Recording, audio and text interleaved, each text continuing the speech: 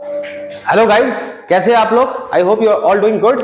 अच्छा, तो आज का जो वीडियो है वो बेसिकली है motion in a straight line का सेकंड लेक्चर। क्योंकि इसका जो पहला लेक्चर था उसके अंदर मैंने उसके बेसिक इंट्रोडक्शंस के साथ डिस्टेंस और डिस्प्लेसमेंट के बारे में मैंने बताया था। आज का जो वीडियो है वो है स्पीड एंड वेलोसिटी के ऊपर। अच्छा देखिए, लेक्चर नंबर जो 1 था उसके अंदर मैंने डिस्टेंस डिस्प्लेसमेंट का थोड़ा न्यूमेरिकल्स दिखाया था। आज का जो लेक्चर उसके अंदर मैं न्यूमेरिकल्स कवर अप नहीं करूंगा, सॉरी, मगर जो बेसिक कॉन्सेप्ट्स है उसके बारे में बताऊंगा। न्यूमेरिकल्स के लिए आपको अलग से वीडियो मिल जाएगा, आप उसमें चेक कर सकते हैं। ठीक है, तो चलिए स्टार्ट करते हैं। आज का जो टॉपिक है motion in straight line, lecture number 2 का स्पीड एंड वेलोसिटी। देखिए, ये जो टर्मिनोलॉजीज है ये आपके लिए नया टर्म तो नहीं है, इससे पहले भी आपने कई बार सुन रखा होगा, क्लास 10 में भी आपने पढ़ा होगा इसके बारे में। अच्छा, तो क्या है वो बताने से पहले मैं आपको बता देता हूं कि इसके अंदर हम टॉपिक क्या क्या कवर करेंगे। देखिए, स्पीड के अंदर भी वेलोसिटी के अंदर भी हम uniform speed and uniform velocity cover up करेंगे। Uniform speed, uniform velocity. अच्छा, फिर हम कवर अप करेंगे नॉन यूनिफॉर्म स्पीड, या इसको कभी बार हम बोलते हैं वेरिएबल, नॉन यूनिफॉर्म स्पीड या वेरिएबल स्पीड या नॉन यूनिफॉर्म वेलोसिटी या वेरिएबल वेलोसिटी। फिर हम कवर करेंगे एवरेज स्पीड या एवरेज वेलोसिटी। और उसके बाद जो सबसे इंपॉर्टेंट है वो आता है इंस्टैंटेनियस स्पीड या वेलोसिटी। आमतौर पे इंस्टैंटेनियस हम वेलोसिटी को ही ज्यादातर स्टडी करते हैं, स्पीड का कॉन्सेप्ट उतना ज्यादा यूज नहीं होता इंस्टैंटेनियस वाले टॉपिक के अंदर। लेकिन एक ही बात है, ज्यादा कुछ फर्क नहीं है, क्योंकि स्पीड एंड वेलोसिटी जो है ज्यादा कुछ डिफरेंट नहीं है, बस एक ही सिक्के के दो पहलू हैं। क्यों? चलिए अभी उसी बात पे आते हैं। स्पीड जो है उसका बेसिक डेफिनेशन क्या होता है? स्पीड का बेसिक डेफिनेशन होता है distance covered per unit time, अगर मैं सिंपल शब्द में बताऊं तो। और वेलोसिटी का होता है डिस्प्लेसमेंट पर यूनिट टाइम, है ना? ये तो आपको पता ही होगा। अब आपको पता है कि डिस्टेंस जो है वो क्या होता है? स्केलर क्वांटिटी होता है। तो उस लॉजिक से टाइम तो स्केलर होता ही है, टाइम इज ऑलवेज लीनियर, वो हमेशा स्केलर ही होता है। तो अगर ये दोनों ही स्केलर है तो जो आपका स्पीड बनेगा वो भी क्या बनेगा? ऑब्वियस सी बात है, ये भी आपका क्या है? Scalar quantity. वेलोसिटी जो है वो डिस्प्लेसमेंट से बनता है। Displacement is a vector quantity, time is a scalar quantity, but distance तो आपका वेक्टर क्वांटिटी है। तो अगर एक वेक्टर क्वांटिटी इंट्रोड्यूस हो गया तो आपका वेलोसिटी भी क्या आएगा? ये भी आपका वेक्टर क्वांटिटी हो जाएगा। ओके, अच्छा, तो इसका एसआई यूनिट क्या हो सकता है? आप खुद सोचिए, ऊपर डिस्टेंस है नीचे टाइम है, तो क्या आ जाएगा? इसका एसआई यूनिट आ जाएगा मीटर पर सेकंड। अगर आप इसको एमकेएस लेवल पे देखते हैं, ठीक है, metre kilogram second, MKS level पे देखते हैं तो आपका मीटर पर सेकंड आएगा। अच्छा, अगर आप सीजीएस लेवल पे देखते हैं, इससे छोटा जो लेवल होता है, ठीक है, ये मध्यम होता है, इससे छोटा, इससे ऊपर, जो बीच वाला होता है उसी को हम एसआई बोलते हैं। इसका छोटा वर्जन क्या हो जाता है? सेंटीमीटर पर सेकंड, उसको हम बोलते हैं सीजीएस, सेंटीमीटर ग्राम सेकंड। और अगर ऊपर का देखेंगे तो उसको हम बोलते हैं किलोमीटर पर आवर, उसको हम बोलते हैं FPS, foot pound second. Okay, अच्छा, यहां पे अगर आते हैं तो यहां पे भी सेम लॉजिक है। एसआई यूनिट अगर देखा जाए तो आपका आएगा मीटर पर सेकंड, क्योंकि डिस्प्लेसमेंट मीटर ही होता है, एसआई यूनिट मीटर पर सेकंड। तो ये आपका आ गया एमकेएस, इससे छोटा वर्जन सेंटीमीटर पर सेकंड, तो वो सीजीएस हो गया। उससे ऊपर क्या होता है? किलोमीटर पर आवर, जो कि आपका क्या आ गया? एफपीएस। तो लगभग ये दो जो चीजें हैं ये एक ही है, क्योंकि ये दोनों चीजें कुछ ज्यादा अलग नहीं है, बस एक स्केलर है एक वेक्टर है। ठीक है, अच्छा, और क्या क्या डिफरेंस हो सकते हैं आप सोचिए। अच्छा, डिफरेंस ऐसा सच नहीं है, मतलब अगर आप इसका डायमेंशन देखें, तो डायमेंशन क्या आएगा? ऊपर आपका डिस्टेंस है, मतलब लेंथ आ जाएगा। मास तो इसके अंदर है ही नहीं, लेंथ है और नीचे टाइम है, टाइम को ऊपर उठा दीजिएगा तो ये इसका डायमेंशन आ गया। अगर आप इसका डायमेंशन चेक करेंगे, इसका डायमेंशन चेक, सेम लॉजिक है, मास तो यहां पे है नहीं, एल, और नीचे आपका जो टाइम था उसको आप ऊपर उठा दीजिए, इसका ये डायमेंशन आ गया। ठीक है, अच्छा, तो स्पीड बेसिकली क्या होता है कि आपने कितने टाइम पे, पर सेकंड पे अगर आप डिफाइन करना चाहे, पर सेकंड के अंदर कितना लॉन्गेस्ट पाथ, डिस्टेंस आपका लॉन्गेस्ट पाथ होता है ना, कितना लॉन्गेस्ट पाथ आप कवर अप कर रहे हैं वो बताता है स्पीड। ठीक है, तो स्पीड बेसिकली क्या है? The rate of covering longest path is distance. The rate of covering longest path is distance. या आप कह सकते हैं the ratio of distance and time is speed, या आप लिख सकते हैं distance per unit time is speed. अच्छा, और ये क्या है? The rate of covering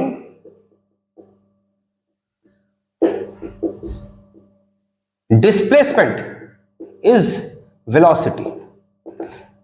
या आप लिख सकते हैं displacement per unit time is also called velocity. ठीक है, तो ये इसका बेसिक डेफिनेशन हो गया.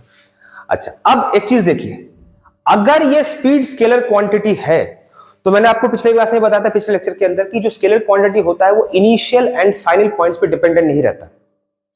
ठीक है, वो डिपेंड नहीं करता क्योंकि उसको डायरेक्शन नहीं पता है. इसका सिर्फ मैग्नीट्यूड है क्योंकि स्केलर क्वांटिटी है. तो आप लिख सकते हो कि it doesn't depend upon initial and final points. It doesn't depend upon initial final points. मगर ये वेक्टर क्वांटिटी है, इसका डायरेक्शन होता है. जहां पे डायरेक्शन होता है वहां पे initial and final point matter करता है. क्योंकि देखिए, आपको अगर डायरेक्शन निर्धारित करना है, जैसे मैं यहां पे खड़ा हूं और मुझे उधर जाना है, तो आपके लिए वो पॉइंट आपको दिख रहा है ना. अगर मान लीजिए आपके लिए डायरेक्शन मैटर नहीं करता तो क्या फर्क पड़ता कि आपको किधर जाना है? उस पॉइंट को आप, वो पॉइंट आपके लिए मैटर नहीं करता, आप तो घूम घाम के चली जाती, मिले तो मिले, ना मिले तो ना मिले. लेकिन आपके लिए भी डायरेक्शन मैटर कर रहा है. आपको पता है मैं यहां पे खड़ा हूं, मुझे वहां तक जाना है, शॉर्टकट रास्ता अपनाना है, तो आपके लिए डायरेक्शन मैटर करता है. अगर आपके लिए डायरेक्शन मैटर करता है तो वो पॉइंट भी मैटर करता है और आपका इनिशियल पॉइंट भी मैटर करता है. तो it depends upon initial and final points. अच्छा, ये जो होता है ये पाथ डिपेंडेंट होता है. आपने कौन सा पाथ लिया ये उसके लिए बहुत मैटर करता है. ठीक है, पाथ डिपेंडेंट तो होता है क्योंकि इसके अंदर डिस्टेंस है ना, तो ये पाथ डिपेंडेंट होएगा. It is not path dependent क्योंकि डिस्प्लेसमेंट जो होता है पाथ डिपेंडेंट नहीं होता. अब जब ये पाथ डिपेंडेंट नहीं होता तो इससे बनकर ये बना है तो ये भी पाथ डिपेंडेंट नहीं होगा. ओके, अच्छा, अब ये स्केलर क्वांटिटी है तो इसकी वैल्यूज जो होंगी वो आमतौर पे क्या होगा? पॉजिटिव होगा. कभी कभार शायद जीरो हो जाए, कभी कभार शायद जीरो हो जाए, लेकिन मोस्टली पॉजिटिव ही होगा. और जो वेक्टर क्वांटिटी है इसके वैल्यूज जो है वो पॉजिटिव भी हो सकता है, नेगेटिव भी हो सकता है और जीरो भी हो सकता है. क्योंकि वेक्टर क्वांटिटी क्या होता है? वो पॉजिटिव भी हो सकता है, नेगेटिव भी हो सकता है, जीरो भी हो सकता है. जैसे अगर आपके पास कोई रेफरेंस डायरेक्शन है, कोई रेफरेंस डायरेक्शन है कि इधर के साइड ही जाना है. ठीक है, अगर मान लो इधर के साइड कोई गाड़ी जा रहा है 2 किलोमीटर पर आवर के स्पीड से और आपने रेफरेंस डायरेक्शन ले रखा है ये, तो अगर ये आपका रेफरेंस डायरेक्शन है तो ये जो वेलोसिटी है आपके लिए प्लस होगा. लेकिन अगर यही वो इधर के साइड जाता तो आपके लिए नेगेटिव होता, क्योंकि आपने जो दिशा या डायरेक्शन डिसाइड करके रखा हुआ है उसी दिशा में सारा काम हो तो पॉजिटिव, उसकी उल्टी दिशा में हो तो आपके लिए नेगेटिव.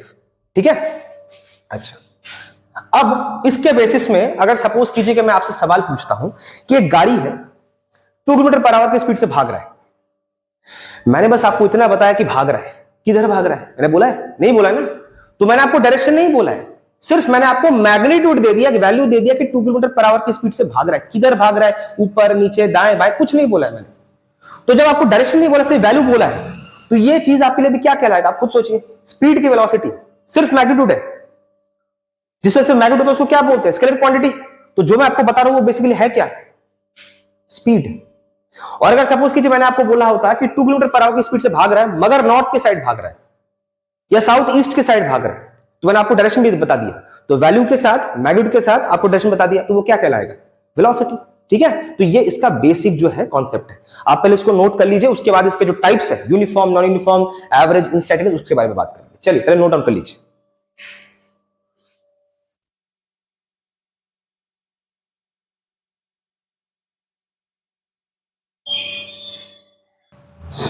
चलिए अगला टॉपिक स्टार्ट करते हैं. तो ये है टाइप्स ऑफ स्पीड्स, और उसमें सबसे पहले जो हम पढ़ेंगे वो है यूनिफॉर्म स्पीड या कांस्टेंट स्पीड. अच्छा देखिए, इसको मैंने लिखा है हाइपोथेटिकल कॉन्सेप्ट. ऐसा क्यों? देखिए पहले इसका डेफिनेशन लिख लेते हैं, उसके बाद मैं आपको इसके बारे में डिटेल बताता हूं। When a body covers equal distances, ठीक है, जब कोई बॉडी इक्वल डिस्टेंसेस कवर करता है in equal interval of time, it is said to have uniform or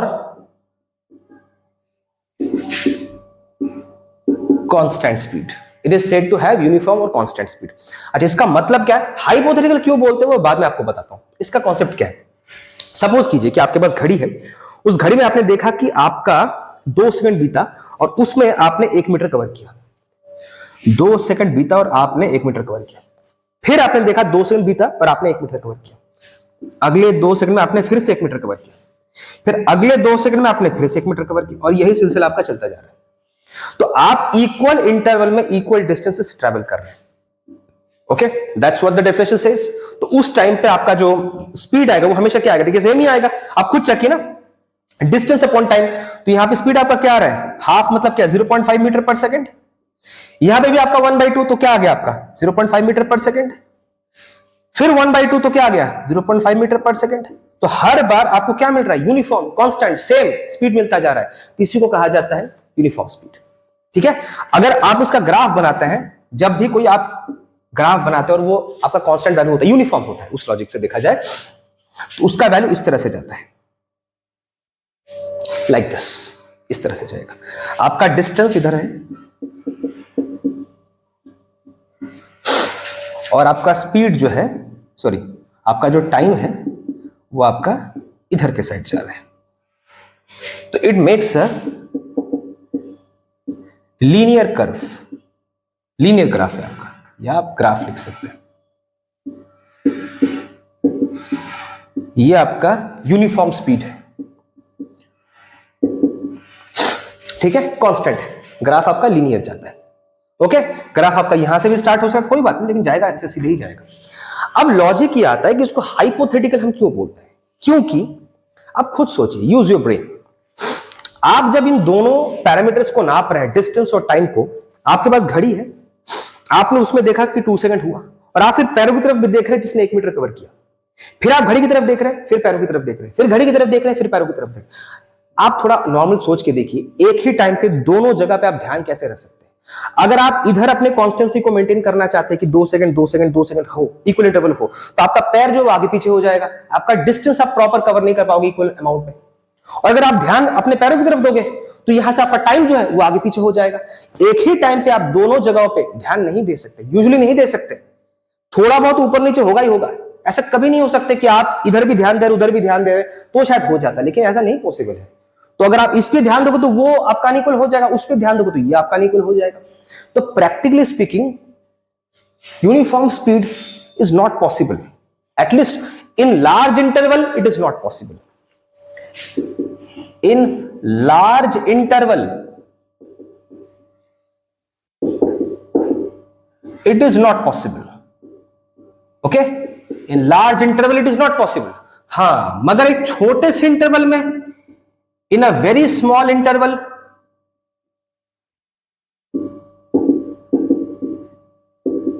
it might be possible.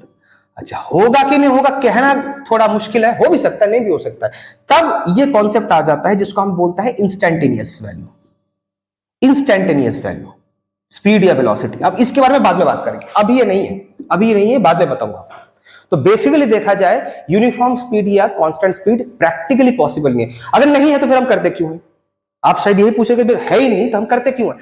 करते हम इस वजह से है क्योंकि कभी कभार क्या होता है, काफी सारे प्रॉब्लम्स को डील करने के लिए अगर आप हर एक वो इश्यूज जो भी क्रिएट होने वाला है उस पर ध्यान देके उस चीज को अप्रोच करोगे तो उसको डील करना मुश्किल हो जाता है। तो समटाइम्स हम क्या करते हैं, हाइपोथेसाइज कर देते हैं कि हाँ शायद ऐसा हो रहा होगा।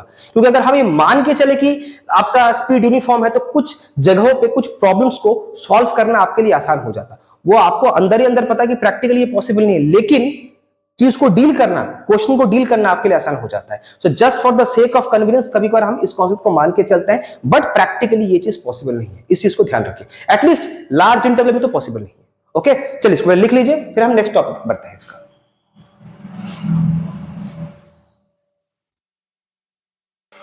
ओके, तो अगला जो है वो आपका है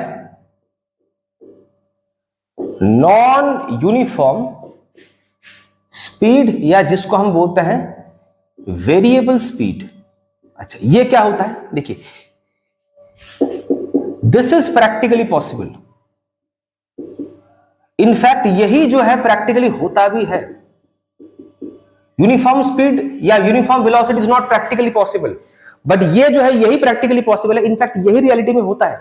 अब इसका मतलब क्या है? देखिए, अगर सपोज कीजिए कि आप इक्वल टाइम इंटरवल मेंटेन कर रहे हैं, 2 सेकेंड 2 सेकेंड 2 सेकेंड, आप अपनी घड़ी की तरफ देख रहे हैं, तो आपका जो पैर है वो सिंक्रोनाइज नहीं रहेगा।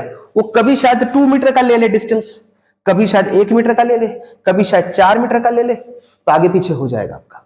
तो आप अगर मान लिया अपने इंटरवल को, अगर आप अपने इंटरवल को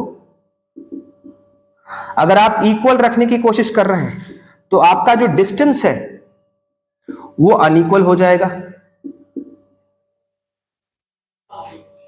है ना।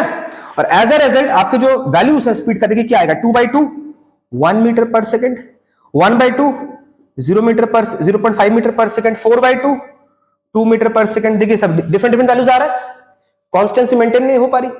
या तो अगर आप सपोज कीजिए कि अपने कदमों की तरफ ध्यान दे रहे हैं कि पैर जो है मैं इक्वल डिस्टेंस कवर करूंगा, मतलब आप डिस्टेंस जो है वो इक्वल ले रहे हैं, 2 मीटर 2 मीटर 2 मीटर, लेकिन अगर आप उधर ध्यान दे रहे हैं तो आप घड़ी की तरफ ध्यान नहीं दे सकते, तो यहां पे मिसमैच हो जाएगा टाइमिंग। तो शायद हो सकता है कि जब आपने 2 मीटर कवर किया तो आपका टाइम लगा 1 सेकंड, फिर अगला 2 मीटर आपने कवर किया था, शायद उसमें लग गया होगा 2 सेकंड, फिर आपने किया था 2 मीटर तो उसमें लग गया होगा आपको 4 सेकंड, फिर प्रॉब्लम आ गया। तो इस बार आपने क्या किया?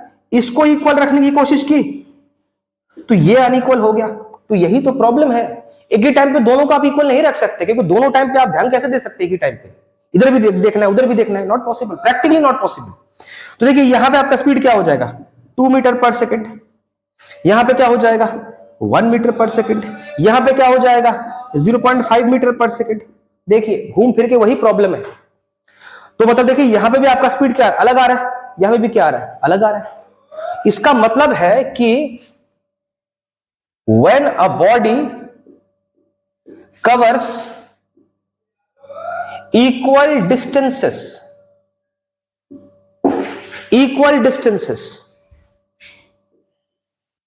in unequal intervals of time, or unequal distances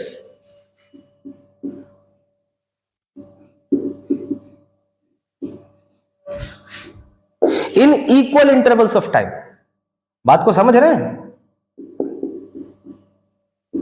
Intervals of time, it is said to have non uniform, या जिसको हम क्या बोलते हैं? Variable speed. वेरिएबल का मतलब जो वेरी कर रहा है, जो चेंज हो रहा है, तो आपका स्पीड क्या कहलाएगा? वेरिएबल, ये नॉन यूनिफॉर्म। ये प्रैक्टिकली पॉसिबल है, क्योंकि प्रैक्टिकली यही होता है। आप एक टाइम पे दोनों को ध्यान नहीं दे सकते, अगर दे दिया फिर वो यूनिफॉर्म बन जाएगा, वो प्रैक्टिकली पॉसिबल है नहीं। तो प्रैक्टिकली यही होता है। अगर इसका ग्राफ प्लॉट किया जाए, यहां पे टाइम और इधर डिस्टेंस, तो आपका जो ग्राफ है वो टेढ़ा मेढ़ा जाएगा, कभी ऐसे कभी ऐसे, कुछ भी हो सकता है, टेढ़ा मेढ़ा, वो सीधा ऐसे लीनियर कर्व नहीं ले पाएगा। ठीक है, चलिए इसको नोट डाउन कर लीजिए।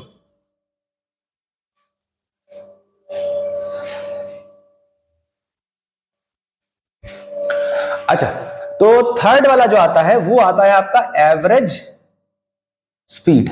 देखिए जैसे जैसे मैं आपको स्पीड को समझा रहा हूं, स्पीड के टाइप्स, आपके जो वेलोसिटीज हैं उनके टाइप्स भी काफी हद तक एक जैसे ही हैं, काफी हद तक एक जैसे, क्योंकि स्पीड एंड वेलोसिटी ज्यादा अलग नहीं है, एक ही सिक्के के दो पहलू हैं। बस यहां पे मैं डायरेक्शन को ध्यान पे नहीं दे रहा, I am not taking direction into account, वहां पे मुझे डायरेक्शन को भी ध्यान देना पड़ेगा। यहां पे से मेरे लिए वैल्यू मैटर करता है, डायरेक्शन मैटर नहीं करता, वहां पे वो भी करता है, वैल्यू भी करता है, डायरेक्शन भी करता है। तो एक ही बात है, बस वहां पे डायरेक्शन को इंक्लूड करके चलेंगे, बस इतना से ही फर्क होता है, ज्यादा कुछ फर्क नहीं होता। अच्छा, अब आता है एवरेज स्पीड पे। पहली बात है एवरेज स्पीड की रिक्वायरमेंट क्यों होती है। Required due two variable speed. बात को समझिए, यूनिफॉर्म स्पीड प्रैक्टिकली पॉसिबल नहीं है। यूनिफॉर्म स्पीड प्रैक्टिकली पॉसिबल नहीं है। प्रैक्टिकली क्या पॉसिबल है? Non uniform speed. अब नॉन यूनिफॉर्म स्पीड में प्रॉब्लम यह है कि आपको अलग अलग वैल्यूज मिलता है। सपोज कीजिए कि आप यहां से साउथ इंडिया जा रहे हैं, ट्रैवल कर रहे हैं, ठीक है। कभी आपका जो बस है उसका स्पीड है 10 मीटर पर आवर, कभी है 50, कभी है 40, कभी है 60, कभी है 70, कभी है 5, कभी है 20, ऐसे चलता जा रहा है। तो आप मान लीजिए यहां से साउथ पहुंच गए, फिर किसी ने आपसे पूछा कि आपके बस का स्पीड क्या था, तब क्या बोलोगे? आप क्या बोलोगे कि यहां से लेके यहां तक गए थे तो 10 था, फिर आगे गए तो 20 हुआ, फिर 5 हुआ, ऐसे थोड़ी बोलोगे। वो बोलेगा मेरे को एक वैल्यू बताओ भाई, इतने सारे वैल्यू का मैं क्या करूंगा? कभी आप ये बता रहे हो, कभी आप वो बताओ, इतना मेरे को नहीं पता, इतना टाइम नहीं मेरे पास, मैं आपका पूरा कहानी सुनूंगा, मेरे को एक वैल्यू बताओ। आप फंस गए। तो इतने सारे वैल्यू को आप डिफाइन कैसे करोगे? आपको तो एक वैल्यू मांग रहा है। तो अगर आपको एक वैल्यू मांग रहा है, उसका मतलब क्या? इतने सारे वैल्यूज का आपको क्या करना पड़ेगा? एवरेज निकालना पड़ेगा, तब जाके आता है एवरेज की रिक्वायरमेंट। तो यूनिफॉर्म जो स्पीड है वो प्रैक्टिकली पॉसिबल नहीं है, बस कभी बार हम अपने कन्वीनियंस के लिए यूज कर लेते हैं। प्रैक्टिकली जो पॉसिबल है उसको बताना पॉसिबल नहीं है, क्योंकि सामने वाले को मैं इतने सारे वैल्यूज बता नहीं सकता। तो इसी चीज को सॉर्ट आउट करने के लिए फिर हमें क्या यूज करना पड़ता है? एवरेज स्पीड करना पड़ता है, क्योंकि ये प्रैक्टिकली पॉसिबल नहीं है, ये बताना पॉसिबल नहीं है। इसको डील करने के लिए ही फिर हमें आगे क्या करना पड़ता है? एवरेज स्पीड की रिक्वायरमेंट आती है। अब एवरेज स्पीड का फॉर्मूला होता है, एवरेज स्पीड का फॉर्मूला होता है, it is defined as the ratio of total distance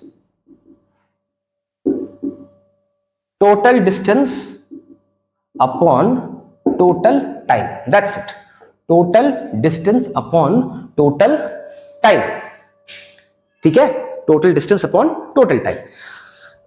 अच्छा, सपोज कीजिए कि एक मैं इसमें केस करा देता हूं, इसके ऊपर मैं क्वेश्चंस आपको बहुत सारे कराऊंगा, टेंशन मत लीजिए, जब इसके न्यूमेरिकल्स वाला पार्ट आएगा तब मैं कराऊंगा। सपोज कीजिए कि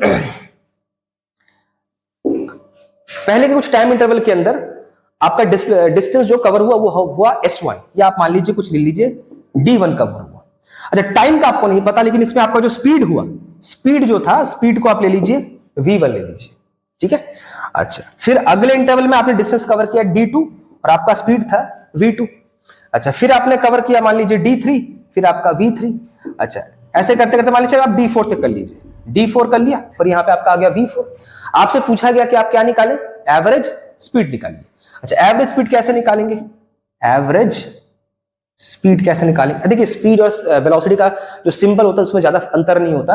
अगर आप v लिखते हैं तो स्पीड है, उसके ऊपर अगर आप एरो डाल देते हैं, मतलब आपने डायरेक्शन डाल दिया, तो वही क्या कहलाएगा? वेलोसिटी कहलाएगा। अभी मैंने एरो नहीं डाला तो मेरे लिए क्या है? स्पीड है। अच्छा, टोटल डिस्टेंस क्या होगा? D1 plus D2 plus D3 plus D4। अब देखिए, आपके पास टाइम जो है वो गिवन नहीं है, वेलोसिटी इज गिवन है, तो क्या करें?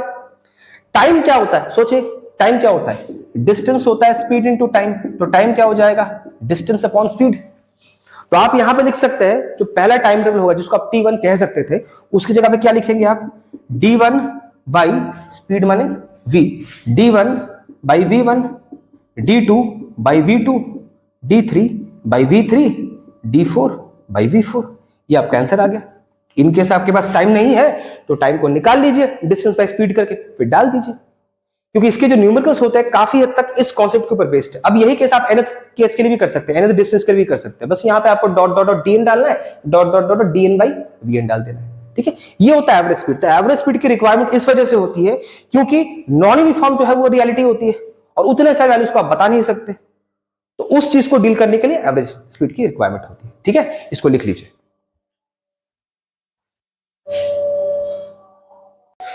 तो चलिए, अभी तक हमने स्पीड्स के 3 टाइप्स पढ़ लिए, uniform, non uniform, average speed. ठीक है, इसके बाद एक इंस्टैंटेनियस वैल्यू भी इसका आता है जिसको हम इंस्टैंटेनियस स्पीड बोलते हैं। मगर यूजुअली क्या होता है कि इंस्टैंटेनियस जो वैल्यू है वो वेलोसिटी के लिए ज्यादा काम करता है, क्योंकि इंस्टैंटेनियस वेलोसिटी के ऊपर ज्यादा क्वेश्चंस आते हैं। ऑल्दो देखा जाए तो इंस्टैंटेनियस वेलोसिटी और इंस्टैंटेनियस स्पीड कुछ ज्यादा डिफरेंट नहीं है, लेकिन फिर भी इंस्टैंटेनियस जो वैल्यू है वो वेलोसिटी के लिए अगर डिफाइन किया जाए तो आपको बेहतर समझाया जा सकता है। तो इसीलिए स्पीड्स के अभी तक हमने जो 3 पार्ट्स पढ़े हैं वहीं तक रखेंगे। अब हम टाइप्स जो है वेलोसिटीज का स्टार्ट करेंगे। जब वेलोसिटीज में जाना शुरू करेंगे उसमें यूनिफॉर्म, नॉन यूनिफॉर्म, एवरेज, उसके बाद जो इंस्टैंटेनियस वाला आएगा मैं वेलोसिटी में समझाऊंगा आपको। Instantaneous velocity. ठीक है, अभी स्टार्ट करते हैं टाइप्स ऑफ वेलोसिटी। देखिए ये ज्यादा कुछ डिफिकल्ट नहीं है और ज्यादा कुछ डिफरेंट भी नहीं है, जो हमने वहां पे पढ़ा था बिल्कुल सेम टू सेम वहीं पे है, बस वहां पे डायरेक्शन नहीं होता था, यहां पे डायरेक्शन होगा, वो स्केलर था और ये वेक्टर है। तो उसमें सबसे पहले आपका आता है यूनिफॉर्म वेलोसिटी, या जिसको कहा जाता है कांस्टेंट वेलोसिटी। सेम लॉजिक है, अगर मान लीजिए when a body covers equal distances की डिस्प्लेसमेंट्स, ये वेलोसिटी है, यहां पे डिस्टेंस नहीं होगा, डिस्प्लेसमेंट होगा, equal displacements in equal intervals of time,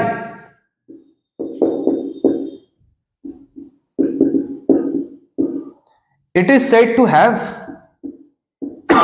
uniform, या जिसको हम कांस्टेंट भी बोलते हैं, वेलोसिटी। ठीक है, पूरा सेम डेफिनेशन।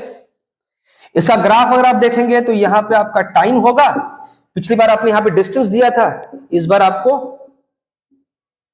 डिस्प्लेसमेंट देना होगा और आपका ग्राफ ऐसे जाएगा, जो कि क्या होता है, लीनियर कर्व होता है। ठीक है, लीनियर ग्राफ होता है। अच्छा, इसका भी सेम लॉजिक है कि आप 2 सेकंड में 1 मीटर ट्रैवल कीजिए, फिर 2 सेकंड में 1 मीटर ट्रैवल कीजिए, 2 सेकंड में 1 मीटर ट्रैवल कीजिए, आपको इक्वल इक्वल वैल्यू मिलता जाएगा 0.5 0.5 0.5, बट प्रैक्टिकली नॉट पॉसिबल। अभी मैंने उसमें भी बताया था ना, practically not possible, at least not in large intervals.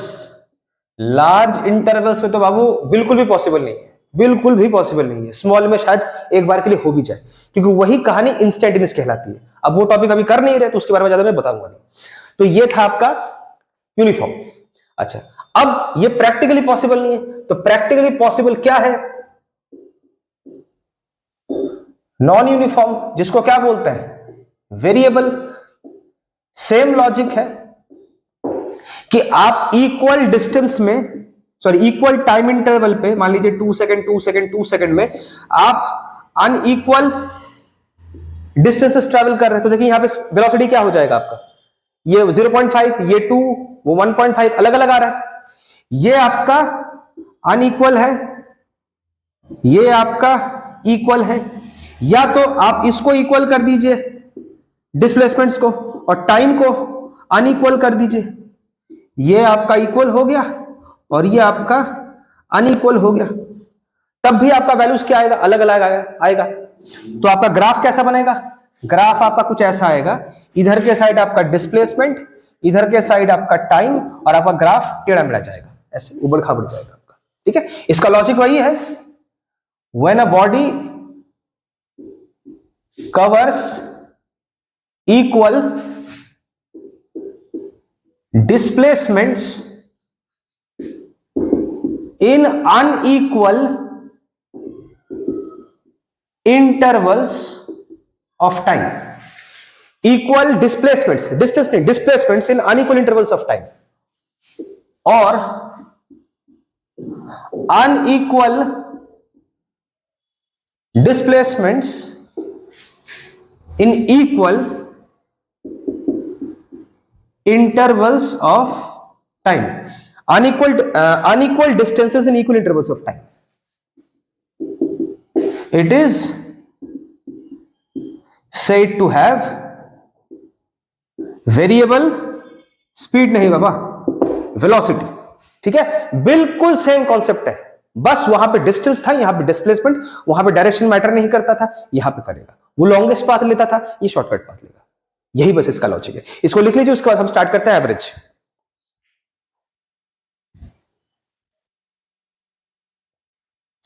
अच्छा, तो अभी जो तीसरा पार्ट है वो हम करेंगे एवरेज वेलोसिटी। अब देखिए एवरेज जो वेलोसिटी है ये रिक्वायरमेंट है, क्यों, क्योंकि non uniform velocity practically possible तो है, लेकिन उसको बताना पॉसिबल नहीं है, क्योंकि आपको अलग अलग वैल्यूज मिलेंगे, उतने सारे वैल्यूज को एक साथ एक्सप्रेस करना पॉसिबल नहीं है। You need one value of all those values combined together, तो उस वजह से हमें एवरेज वैल्यू निकालने की जरूरत पड़ जाती है। मगर एवरेज वेलोसिटी को एक्सप्लेन करना थोड़ा सा अलग है। एवरेज स्पीड, एवरेज वेलोसिटी एक ही बात है, लेकिन एवरेज वेलोसिटी के अंदर और भी बहुत सारे कॉन्सेप्ट्स आते हैं, इंक्लूडिंग जो कि आपके स्पीड के अंदर नहीं था, क्योंकि वहां पे डायरेक्शन नहीं था, वो इनिशियल फाइनल पॉइंट पे डिपेंड नहीं करता था, तो ऐसे प्रॉब्लम्स हुआ करते थे। लेकिन यहां पे ऐसा नहीं होता, इस वजह से यहां पे थोड़ी एक्स्ट्रा चीज भी आती है जो मैं आपको अभी बताऊंगा। अच्छा देखिए, क्या है basically average velocity. Average velocity का लॉजिक है, देखिए अगर आपको वेलोसिटी का सिंबल देना है तो v ही दे दीजिए, बस ऊपर क्या कर दीजिए, वेक्टर का साइन दे दीजिए। नहीं देंगे तो स्पीड, वेक्टर का साइन देंगे मतलब डायरेक्शन दिया तो क्या कहलाएगा, वेलोसिटी। अब इसका बेसिक लॉजिक होता है नेट डिस्प्लेसमेंट, नेट या आप लिख सकते हैं total displacement upon net time, या जिसको कहते हैं टोटल टाइम। इसको दिखाते कैसे हैं, डेल्टा एस, एस माने डिस्प्लेसमेंट्स, ठीक है। देखिए बुक में ऐसे सिंबल होते हैं, इस वजह से दिए जा रहे हैं। अगर आपको कोई और सिंबल यूज करना है आप बेशक कर सकते हैं। तो ये क्योंकि देखिए डिस्प्लेसमेंट वेक्टर क्वांटिटी होता है, ऊपर वेक्टर का साइन देना जरूरी है। ये डेल का सिंबल होता है, डेल का मतलब होता है एक लार्ज इंटरवल में चेंज को बता रहा है, लार्ज इंटरवल में चेंज को बता रहा है। मतलब सपोज कीजिए कि आपका फाइनल डिस्प्लेसमेंट S2 था, इनिशियल आपका S1 था, तो ये आपका गैप आ गया ना, S2 माइनस S1। डेल्टा आपको सिर्फ एक गैप बताता है लार्ज इंटरवल पे। और ये मान लीजिए इनिशियल टाइम आपका T1 था, फाइनल टाइम आपका T2 था, तो उन दोनों का गैप आ गया T2 माइनस T1। डेल्टा सिर्फ गैप बताता है, large gap, large interval gap, ठीक है। तो ये आपका आ गया एवरेज वेलोसिटी। अब एवरेज वेलोसिटी को समझाने के लिए हम एक और एक कॉन्सेप्ट यूज करते हैं जिसको हम कहा जाता है स्लोप। देखिए स्लोप क्या होता है, अगर आपको नहीं पता है तो मैं बता देता हूं। स्लोप बेसिकली क्या होता है, अगर आप इधर x डाल रहे हैं और इधर y डाल रहे हैं, x आपका क्या होता है, इंडिपेंडेंट वेरिएबल, ये होता है आपका डिपेंडेंट वेरिएबल। अगर आपका कोई ऐसे ग्राफ जा रहा है, कोई भी ग्राफ जा रहा है, कोई भी एक ग्राफ जा रहा है, तो स्लोप बेसिकली क्या होता है, अगर आप दो पॉइंट के बीच का, देखिए ये जो गैप है ये क्या है, डेल्टा x है, और ये गैप क्या है, डेल्टा y है। तो किसी ग्राफ का जो डेल्टा y होता है, चेंज इन आउटपुट, ये आउटपुट है ना आपका और ये इनपुट है, change in output upon change in input कर देते हैं, तो उसी को कहा जाता है उस ग्राफ का slope between those two points. अब ये कॉन्सेप्ट इसके अंदर यूज होने वाला है। कैसे, सर इसका कॉन्सेप्ट यहां पे कैसे आ सकता है, चलिए बताता हूं ना, वही तो बता रहा हूं। अब ये लॉजिक जो है एवरेज स्पीड में यूज नहीं कर सकते थे, क्योंकि वहां पे इनिशियल फाइनल पॉइंट मैटर नहीं करता था, यही तो प्रॉब्लम है। अब देखिए सपोज कीजिए कि आपके पास इधर के साइड टाइम है और इधर के साइड आपके पास डिस्प्लेसमेंट्स है, ठीक है। और एवरेज वैल्यू हम किसके लिए निकाल रहे हैं, यूनिफॉर्म के लिए तो करते नहीं है, हम किसके लिए करते हैं, नॉन यूनिफॉर्म के लिए करते हैं। तो ऑब्वियसली आपका ग्राफ क्या आएगा, टेढ़ा मेढ़ा आएगा, नॉन लीनियर कर्व आएगा। अब सपोज कीजिए कि यहां पे एक पॉइंट है, इसका कोऑर्डिनेट है T1 S1, क्योंकि x एब्सिस है उसके बाद ऑर्डिनेट आता है ना, तो यहां पे टाइम और यहां पे ऑर्डिनेट मतलब यहां पे आउटपुट S1। और मान लीजिए ये पॉइंट आपका A है, फिर मान लीजिए यहां पे एक पॉइंट है B, इसका कोऑर्डिनेट है T2 S2। इन दोनों पॉइंट्स को आप जोड़ दीजिए। अब इसका मतलब क्या हुआ, ये डिस्टेंस क्या है आपका T1 है, और ये डिस्टेंस क्या है, ये जो आपका वैल्यू है कितना है, T2 है। तो ये जो गैप हुआ, ये जो गैप हुआ, ये क्या हुआ, T2 माइनस T1। ध्यान से सोचिए, ये गैप क्या हो गया, T2 माइनस T1। उसी लॉजिक से अगर देखा जाए, अगर ये इसका ऑर्डिनेट S1 था, तो इसका मतलब ये जो गैप है ये क्या है, S1 है। इतना सा डिस्टेंस कितना है, S1 है। और अगर इधर से देखा जाए, ये कितना है, S2 है, डिस्प्लेसमेंट है ना, देखिए S2 है। तो ये वाला जो गैप आएगा ये क्या कहलाएगा, सोचिए, S2 माइनस S1। अब मान लीजिए ये आपका एंगल है पॉजिटिव एक्स एक्सिस की तरफ, पॉजिटिव एक्स एक्सिस की तरफ वो एंगल बना रहा है थीटा, ठीक है। तो किसी लाइन का स्लोप निकालेगा, ये भी एक तरीका होता है, tan थीटा कर दो उसका स्लोप आ जाएगा, या तो change in output upon change in input, वो भी एक तरीका होता है। तो अब देखिए, अगर मैं इस पॉइंट को आप सी ले लेते हैं, अगर मैं इस ट्रायंगल में, इन ट्रायंगल ABC, अगर मैं tan लगाता हूं, tan थीटा, तो tan थीटा क्या आएगा, परपेंडिकुलर अपॉन बेस। तो परपेंडिकुलर क्या है, BC, और बेस क्या है, AB। BC क्या है आपका, S2 माइनस S1, वेक्टर है तो वेक्टर के साथ ही रखिए, और ए बी क्या है आपका, सॉरी AC क्या है देखिए T2 माइनस T1। अब ध्यान से देखिए ये आ गया तुम्हारा S2 माइनस S1, देखिए S2 minus S1 upon T2 minus ये रहा, तो ये तो आपका एवरेज वेलोसिटी आ गया, क्योंकि ये क्या कहलाता है, इसको आप delta S upon delta T भी मान सकते हैं, तो ये क्या होता है आपका एवरेज वेलोसिटी।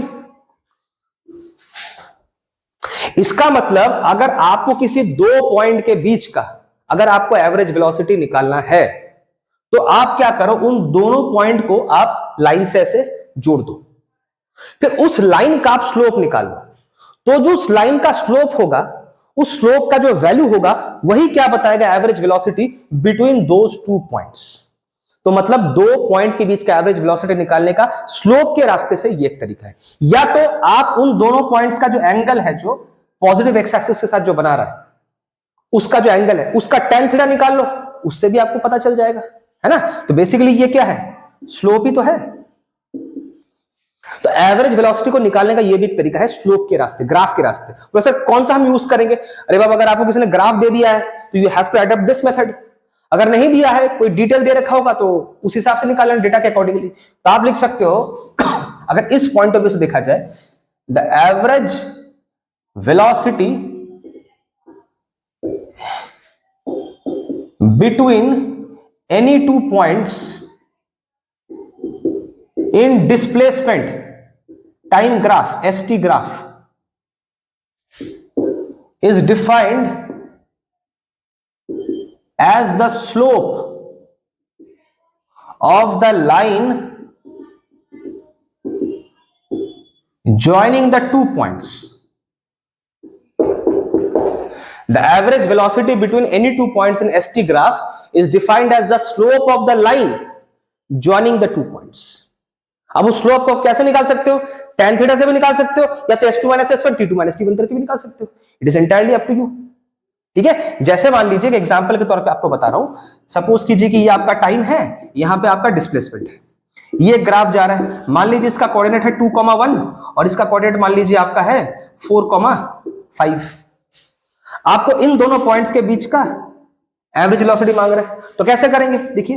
तो आपको करना है एवरेज वेलोसिटी निकालना है, तो S2 क्या है आपका, देखिए S2 आपका है 1 और यहां पे क्या है 5, सॉरी S2 आपका है 5, ये 5 और ये 1, और T2 क्या है आपका 4 और T1 क्या है 2, तो ये क्या आ गया 4/2 मीटर पर सेकेंड, तो ये आपका एवरेज वेलोसिटी आ गया 2 मीटर पर सेकंड। तो इस तरह से भी डेटा आपके पास गिवन हो सकता है। अगर डेटा नॉर्मल दे रखे कि टोटल डिस्प्लेसमेंट क्या है, टोटल टाइम क्या है, तो उस रास्ते निकाल लेना। और एक तरीका ये है अगर ग्राफिकली दे रखा हो तो। अच्छा, इसको पहले नोट डाउन कर लीजिए।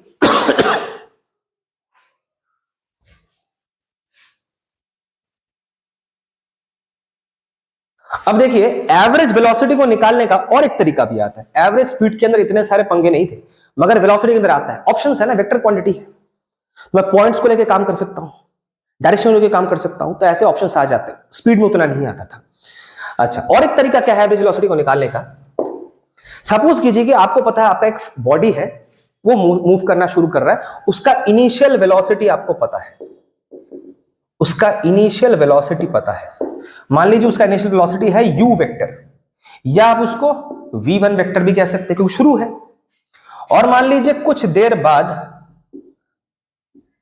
कुछ टाइम इंटरवल बाद उसका जो वेलोसिटी है वो अभी आपका है v2 वेक्टर, मतलब फाइनल वेलोसिटी है उसका।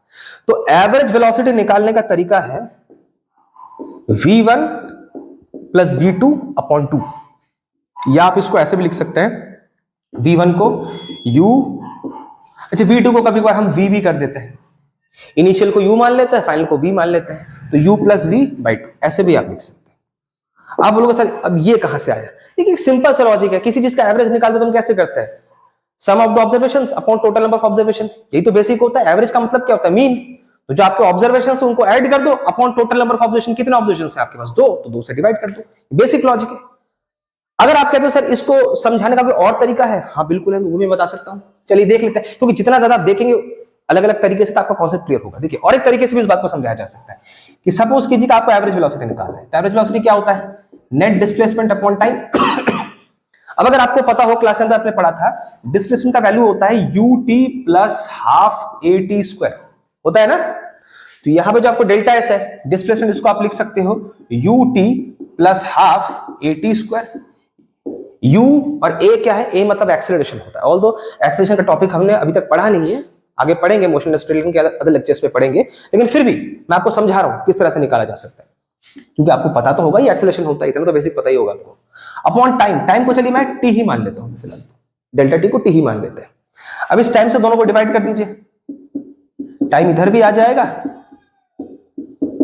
टाइम इधर भी आ जाएगा, एक टाइम से ये कटा, एक टाइम से ये कटा, यहां पे आपका आ गया u वेक्टर और यहां पे आ गया हाफ a वेक्टर और साथ में t। अच्छा, आपको ये भी पता होगा, बचपन में पढ़ा होगा कि एक्सेलरेशन जो होता है वो क्या था, एक्सेलरेशन क्या था, change in velocity upon time. अब final velocity minus initial velocity upon time, है ना, यही तो होता है change in velocity upon time, acceleration का डेफिनेशन तो v minus u by T.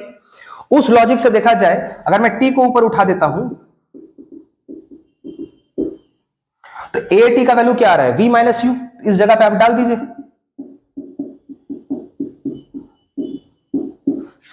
2 को एलसीएम कर लीजिए, 2u माइनस यू क्या हो जाएगा, प्लस यू, और v पहले से ही था, लीजिए वही बात आ गया ना, u प्लस वी या v plus you divide by 2। तो ये भी एक तरीका है इस बात को समझने का। तो एवरेज वेलोसिटी निकालने के 3 तरीके हैं। एक तो अगर आपको नेट डिस्प्लेसमेंट और नेट टाइम दे दे तो दोनों को डिवाइड करके काम खत्म करो। अगर ग्राफिकली दे रखा है तो उन दोनों पॉइंट्स के बीच का स्लोप निकाल लो, और अगर मान लो इनिशियल और फाइनल वैल्यू दे रखा है वेलोसिटी का, टाइम वाइम का कुछ अता पता है नहीं, तो दोनों को ऐड करके 2 से डिवाइड कर दो, सिंपल लॉजिक है। ठीक है भाई, अब इसको नोट डाउन कर लीजिए। अब इसके बाद जो आखिरी टॉपिक है वो है इंस्टैंटेनियस। वो वेलोसिटी के रास्ते ही समझाना थोड़ा बेटर होता है, क्योंकि स्पीड में उतना ज्यादा यूज नहीं होता। पहले इसको लिख लीजिए, उसके बाद मैं आपको बताता हूं।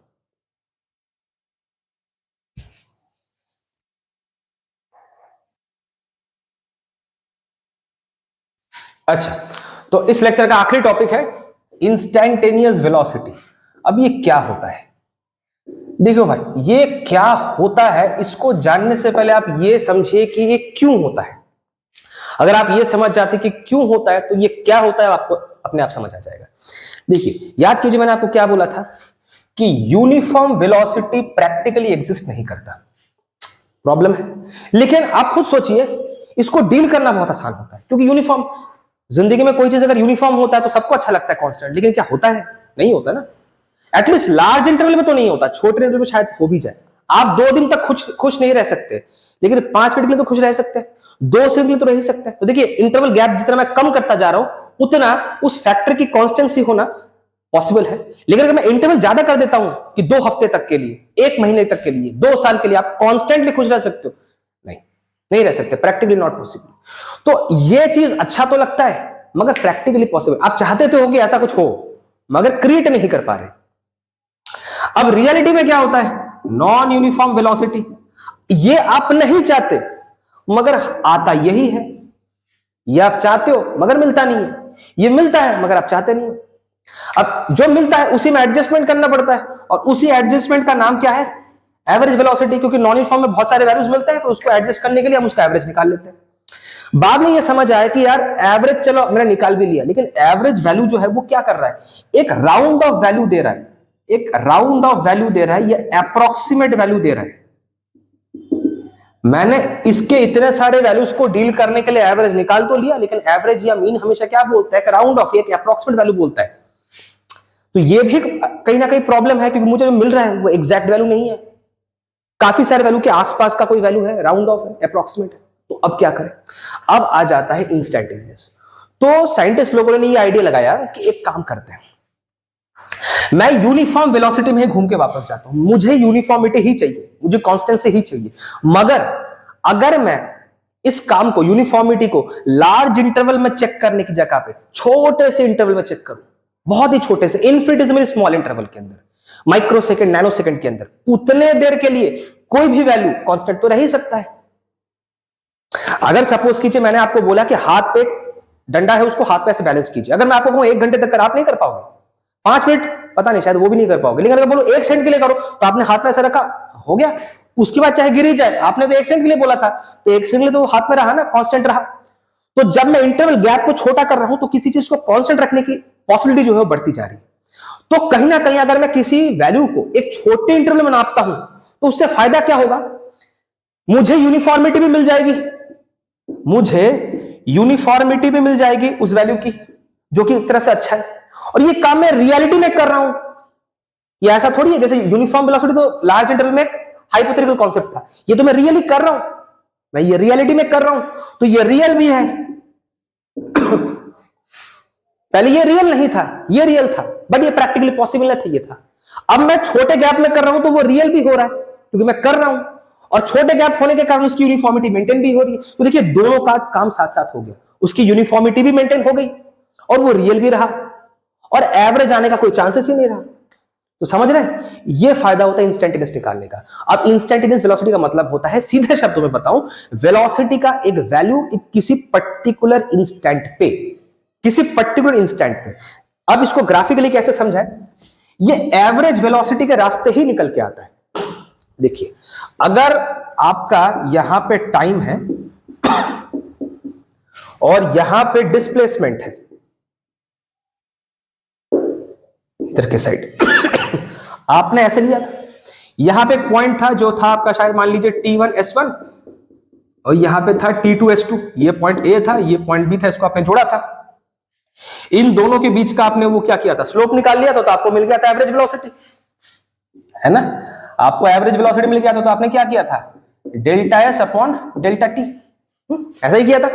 अब सपोज कीजिए कि ये जो गैप है टाइम का, टाइम मेजर करने का जो गैप है, इसको छोटा करिए, छोटा करते जाइए करते जाइए करते, पूरा जीरो मत कर दीजिएगा इस गैप को, जीरो कर देंगे जो प्रॉब्लम हो जाएगा, जीरो कर देंगे ये वैल्यू अगर नीचे जीरो हो जाए ये नॉट डिफाइंड हो जाएगा भाई, something upon zero not defined बन जाता है। तो जीरो नहीं करना है, लेकिन जीरो के आसपास करना है, 0.00001, 0.0000002, बहुत छोटा वैल्यू है, राउंड ऑफ में देखा जाए जीरो है बट जीरो नहीं है, बहुत छोटा वैल्यू, इनफिनिटेसिमली स्मॉल वैल्यू।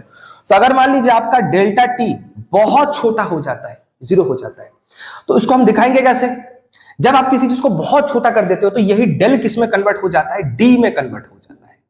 और ये डी क्या होता है बेटा, डिफरेंशियल ऑपरेटर होता है। हम इसके बाहर एक चीज लगाते हैं, उसको कहा जाता है limit, limit delta T approaches zero.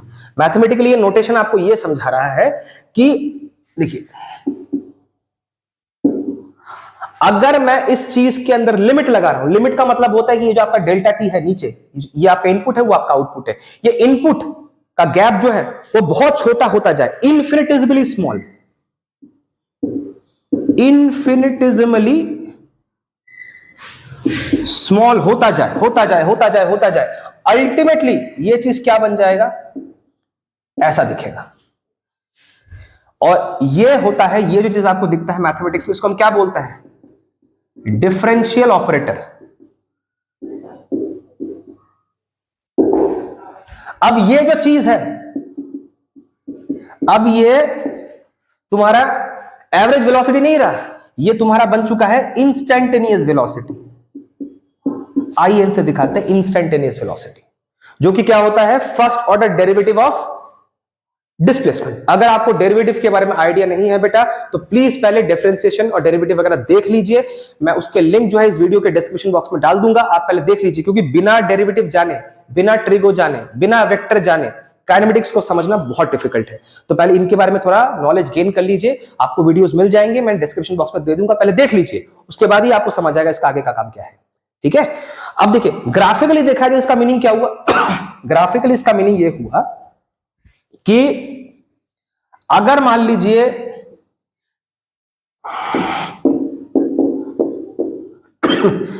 पहले मैं इसमें चेक कर रहा था, ये आपका डेल्टा एस था और ये आपका डेल्टा टी था, ये गैप था। अब मैं इस गैप को बहुत छोटा कर रहा हूं, बहुत छोटा कर रहा हूं। अब सपोज कीजिए कि गैप मैंने छोटा कर दिया, इतना छोटा कर दिया, लाइक दिस, इतना छोटा कर दिया, ये भी छोटा हो गया, हाँ ऑब्वियसली ये जब छोटा हो तो वो भी छोटा ही होगा। इसको और छोटा कर देते हैं, और छोटा कर देते हैं, समझ रहे।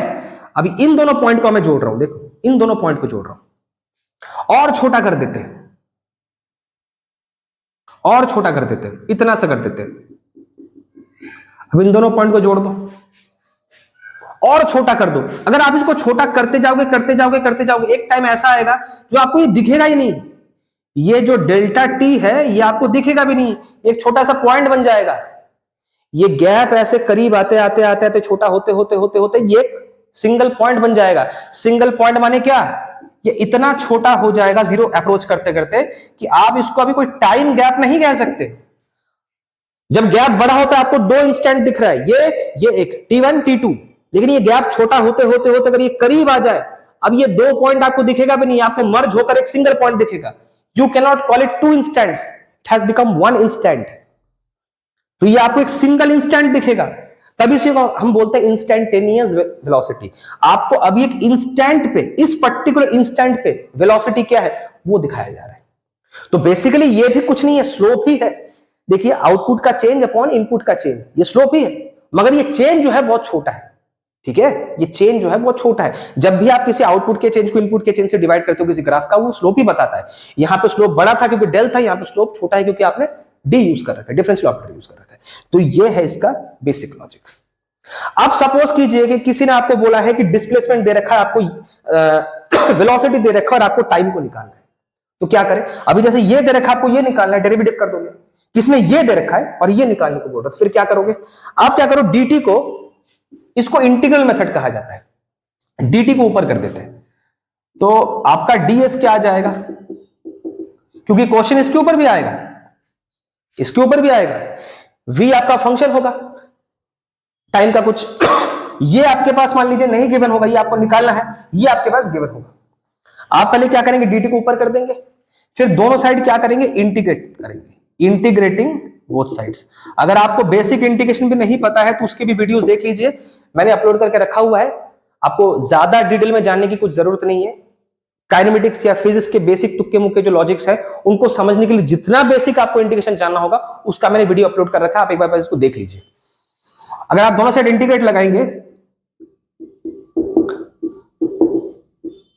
v आपका कांस्टेंट नहीं है क्योंकि ये भी टाइम का वेरिएबल है, टाइम का ही फंक्शन है, तो वो अंदर ही रहेगा।